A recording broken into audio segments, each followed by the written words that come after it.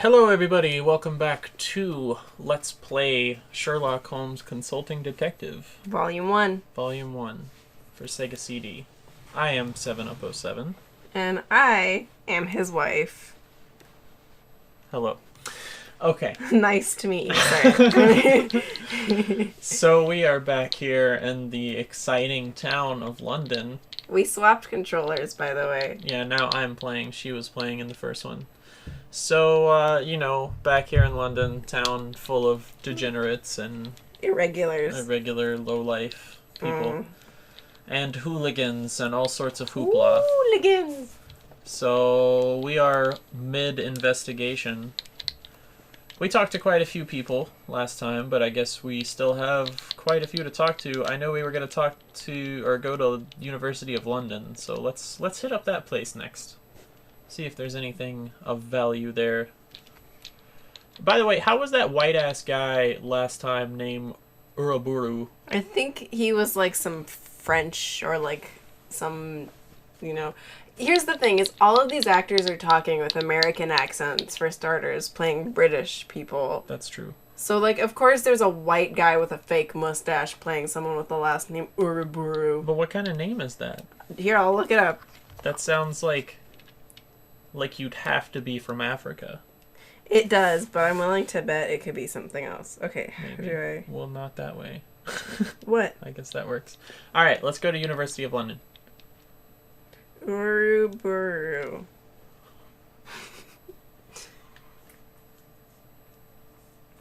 Sorry, Holmes. No information here. Oh my god. But let's not dawdle, Watson. There's work to be done. Well, how was that even possible? I forgot to put my headphones on. I was like, why don't I hear anything? Well, nothing important happened. I was reading that. Spanish? Yeah, that's what I thought that it might be Spanish or something like that. Doesn't sound Spanish at all. That's spelled differently, but, Oh, head of town. I don't know. I don't know. I'm not that interested in it anymore. How do you get to the other tabs? Oh. Okay. Well, it says we needed to go to London University and there was nothing there. Maybe we need to go in order. Maybe. Okay, Jardine. That was definitely the Jardine Shipping Company Is or something. Is it Jardine or Jardine? What is the difference? The J sound. Jardine? Yeah. Or Jardine. I don't hear the difference. How do you not hear a difference between Jardine and a Jardine? I mean, it's still just a J. Yeah. It's just a slight pronunciation difference. Okay, yeah, I don't see it. It could be a different language. Well, maybe we have to... I don't think it's a different language. I think it's English, because it's in London. I don't see that on here. It's up there. Oh. Matheson? Yeah, I guess go to... Wait, go to Matheson, yeah. Nope. Go... Mummy. Stella Mummy. Oh, Alan, it says it under shipping companies right next to it. Oh, I didn't read that far. Are you blind? We're going to talk to Stella Mummy. Clearly she has something to do with this. Are you the 4,000-year-old mummy? How unfortunate. There's not a soul in... God damn it. Okay. We're going to the shipping company. Maybe. Probably. Why would it be under shipping companies in not, the directory? Not Jardine. Whoa! That is insanity. Oh. Okay. Scotland Yard Criminology Lab Investigation Scotland Department. Yard? Sewage Manure Company. Let's go there. How about Porky Shinwell? What a fantastic name. Archibald Sinclair? That's so wonderful.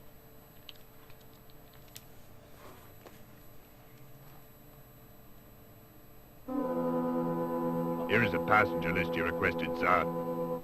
Oh. Okay, I feel like that's going to open up some things. Here's a passenger list you requested, sir. So it, throws up a bunch of names. I feel like you're meant to, write down notes as you're playing this game. Of course you are. But we're not doing that. No, we're gonna fake it till we make it. I mean, what I meant to say is we're totally doing that right now.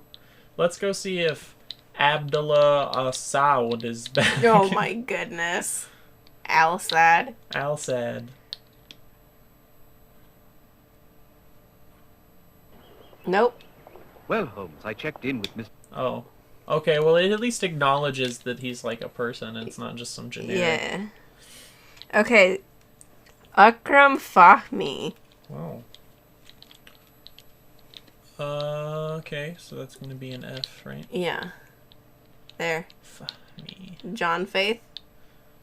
What a good American name. John Faith. Except he's British. No, he's an American. He just doesn't know it. Hello? Is anyone there? Mr. Fahmy, are you at home? Oh my god. Apparently so, Watson. Look, Oh, what ghastly business. Everyone will assume the mummy has struck again. hardly a plausible assumption. This poor fellow has a knife in his back and not a scrap of sheeting about his neck. How very observant, Holmes. Ring up Scotland Yard. This case is simple enough for them to solve. You've solved it already. Elementary, my dear Watson. Obviously, it was the butler. Butler? What Butler. Exactly my point. A man as wealthy as Akram Fahmy would always have a manservant about him. After the foul deed, this one obviously beat a hasty retreat. Dun, dun. So the whole point of that was to show off how smart Sherlock is. What is the point of anything that Sherlock does other than to show off how smart he is? Look, I solved a case! I also love how this game is just him and Scotland Yard talking shit back and forth to each other. Because usually in other ways that it's presented, it's at least like Sherlock talks shit about Scotland Yard, but they know that he deserves to do that. Yeah, that's like in the last one we were playing. Lestrade is really useful, wasn't he? Yeah, but in this one, Lestrade's like, oh, we're professionals and you're just a fuckboy. Fenwick. Fenwick? Mm-hmm. Who is Fenwick? Louise and Merrill Fenwick. Oh, were they on the passenger list? I don't know. They probably were. I'm sorry, but I don't know anything about the death of old... whatever his name was. Andrew That's Weatherby. what I'm That saying. is, I only saw the Look at this gentleman guy. once, just as we were boarding. It's a nice and wig. I'll tell you, I resented the first officer's questioning us on the matter, and I resent yours. The whole voyage was a disaster from beginning to end. Our accommodations were positively abysmal. They wouldn't even let us bring Dickie into our cabin. Who's Dickie? Dickie, a high-strung, distasteful little mutt. How can you say that, Merrill? You know Dickie is a blue-blooded Yorkshire Terrier. Mumsy will be with you in just a moment, Dickiekins. He's a bit under the weather, you know. That's why we were only able to stay in Egypt for 2 weeks. Dickie was so disappointed. He so wanted to see the Sphinx. Mr. Holmes is not interested in your incessant whining, Louise. Oh, now I whine, do I? There was a time you thought I had a lovely speaking voice. It's true, Mr. Holmes. He once adored me. No doubt. Oh, for the love of God, Louise, spare us your blubbering. Holmes is just like, I'm gonna go now. Clearly, y'all have some things to work out. He could just leave without them noticing. He's just that's what they should have done. Instead of having him just sit in the door, he should have been like slowly moving Inching out, scooting to the edge of the couch. Oh my god. You know the wigs are bad when you can look at this and see that he's wearing a Yeah, I wig. know. But you gotta really appreciate these little video clips that they have. You know, I gotta say, if you compare this game to a lot of the more well-known, like, live video games on Sega CD, Yeah. this is actually worthwhile. Wow. Like, it's working for this game, I feel like. Yeah. Yeah. Because it's, like, legitimately entertaining, the videos. That's true. Okay. Alright, time to visit Hogg. Oh, Hogg. I have a friend whose last name is Hogg. Quentin Hogg? No. You also have a friend whose name is Quentin. That's not spelled like that, though. I have a friend whose name is spelled like that. Okay. Is this not the guy? That is the guy. Oh. That's why I said Hogg. There could be more than one Hogg in Alan, do London. you think they're gonna do that in this game? Maybe. They're very Now, the detailed. thing what does strike me is odd is the passenger list of the Eastern Empress. Now, I'm not saying it has anything to do with the mummy murders, mind you. Are you from but Georgia? it was a bit out of the ordinary. What was Hogg? Akram Farmi, for starters. He's a Akram well-known Farmi. importer, he is. Yeah, he's For from a price- Georgia. A considerable price by all accounts. He can acquire whatever one's heart desires, be it jewels, art objects, or even wild animals, if that's what you fancy. I'd say he was on board that ship to transport something very valuable. The presence of one high-powered importer on a London-bound vessel is hardly reason for suspicion. Right, oh. But Abdullah so bored. al-Saud was also on board. Oh, yes. The well-known agent for the Sultan of the Ottoman Empire. You never miss a trick, do you, Holmes? Well, whatever it was what Farmi was carrying, I'd say it was something those Turks wanted to get their hands on. He sounds very racist. Those goddamn Turks. Oh dear, don't say that. Hey, I didn't say that. He said that. Yeah, that's not what he said. Okay. Well, Mr. Al-Sad is not at home. Maybe you So- could. Maybe you can visit him now, though, But I just tried again. but not after that scene. Abdullah. Abdullah. Ya Abdullah.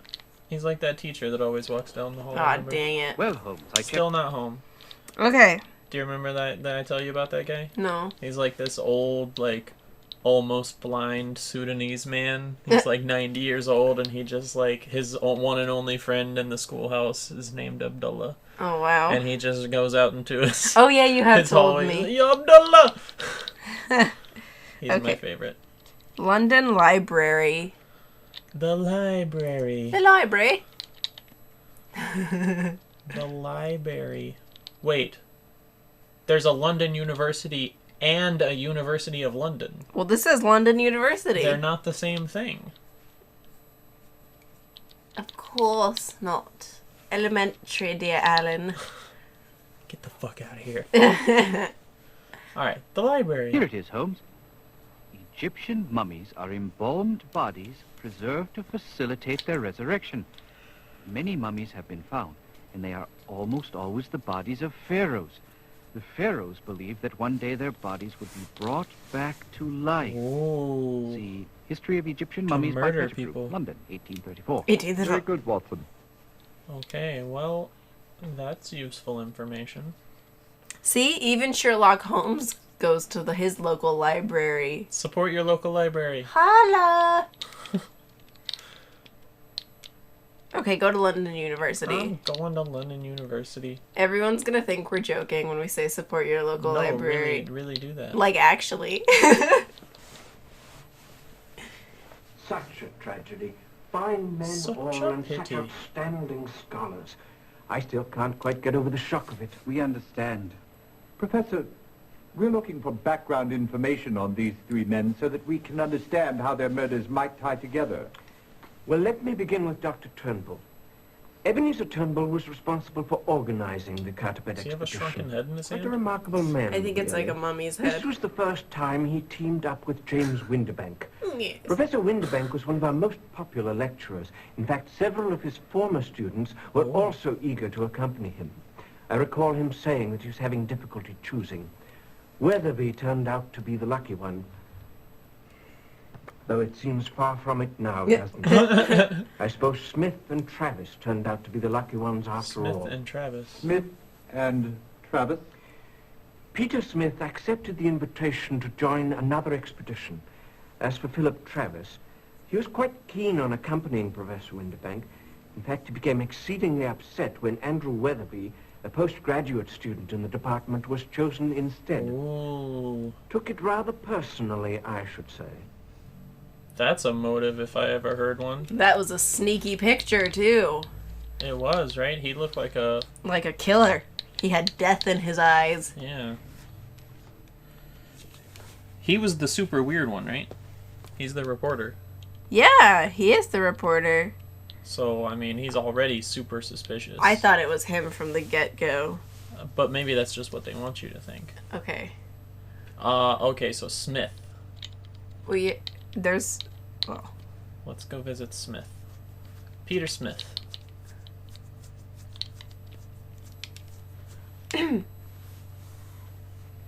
Sorry I can't help you, Ducky. But Mr. Ducky. Smith has been out of the country since the middle of March. He's a good-looking bloke. Except for the dirt under his fingernails. Are you a prostitute? I'm sorry I can't help you, Mr. Holmes. He's a good-looking one, though, ain't he? Except he's a slob. And he smells like poop. Okay. Well, that's all the leads we have now. I don't know. So what else? There's a bunch more people listed here. Yeah, I just saying that's all the leads that we had, like, actively. And we went and saw Windibanks, Uruburu, Travis. Luther Tinney. Luther Tinney. He's been mentioned a bunch. Has he? Yeah. I have not been listening. At least a couple times he came up. Let me tell you, a murder, even by a 4,000-year-old mummy, Is it New Yorker? only one odd thing and a string of bad luck on this voyage. What sort of bad luck? All started with the crew, really. Seamen are a rather superstitious lot to begin with, and the idea Seamen. of carrying about a 4,000-year-old mummy had them shivering in their timbers. Shivering in our timbers? Then there were the passengers, a strange lot. I can tell you that reporter fellow, Travis, did us no service at all with his mystic mumbo-jumbo. He and Professor Windibank had a regular war of words going on about whatever powers this mummy was supposed to have. And there was the two Arabs. Arabs? Interesting. Them Arabs. You recall their names? I hope I do. One was called Balmy. He always carried around this curious little box. No clue what was in it, but Balmy never let it out of his sight. The other one's name was Al Sard, and he spent most of his time lurking about watching Balmy. My guess is he wanted that box. Sounds like you had your hands full. I haven't even told you about the fight yet between Mr. Weatherby and Mr. Uruburu. Oh. Well, what? Weatherby's wife, I'd say, though they were a tight-lipped lot about it. I see. Tell me, Lieutenant, we understand that you were the first person to discover the bobby. Totally called There that. I was. Captain Ramsey sent me down to inspect the hold. I went immediately over to them Egyptian crates. Professor Windibank was particularly anxious about him, you know. Oh. Could you describe the scene as you remember it? This is when Weatherby got I'll killed. never forget it. I just made my way to the back of the hold, and I noticed at the top of them crates, the one what carried the mummy's coffin was raised up kind of funny like. The coffin lid was laid off to one I side. thought that was his foot in the front at There first. was And he was Mr. like, Weatherby, all sprawled on the floor next to a bowl of ashes. He'd been strangled by a length of the mummy's sheeting. Bloody gruesome, I tell you. huh. Poor bloke's eyes popped out like a couple of sausages on a hot iron skillet. Like a couple of sausages. Quite a vivid picture, don't you agree, Holmes? Quite. And you reported this to Captain Ramsey straight away? Absolutely. In fact, the captain put me in charge of the entire investigation. And what did you discover?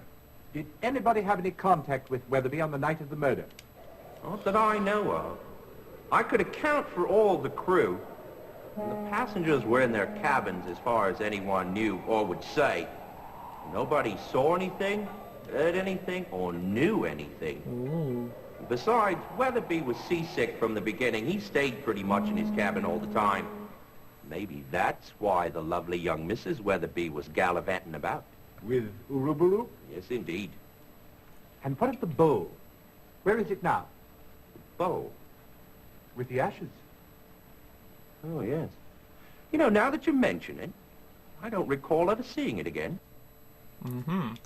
Can we visit Ramsey? The Yeah. captain? Yeah, why not? Captain Ramsey? Captain Ramsey. Did, what's his face? Travis have a bowl of ashes? I don't know. Maybe he did. Maybe we should go back and talk to him. Okay, so I guess we know a couple more people we can talk to. Yeah. And, yeah, hopefully we can finish up this case in the next video. Yeah. But I think that's going to be it for this one, so we'll see you guys later. Bye.